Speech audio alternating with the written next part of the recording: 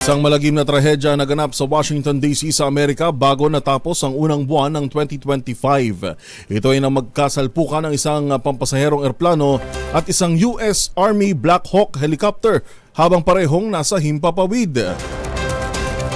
Yan ho yung makikita nyo sa video ngayon ay pinalalabas sa ating RHTV. Yun, yung kumislap sa dakong kanan.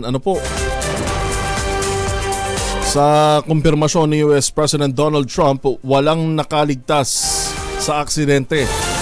Yung hong mga sakay ng dalawang aircraft na abot sa 67 katao ay patay. Sa ngayon ay 28 bangkay pa lamang ang nare-recover ng mga otoridad. Ayon sa ulat, pahirapan ang paghahanap sa mga ito na saktong nahulog sa isang ilog dahil sa extreme na temperatura. Naaabot lang naman po sa 1.6 degrees Celsius, kasabay pa ng malakas na hangin at pagyeyelo. Sa ngayon, hindi pa lubusang matukoy kung bakit nagsalpukan ng dalawang aircraft, kaya patuloy ang investigasyon sa nangyari.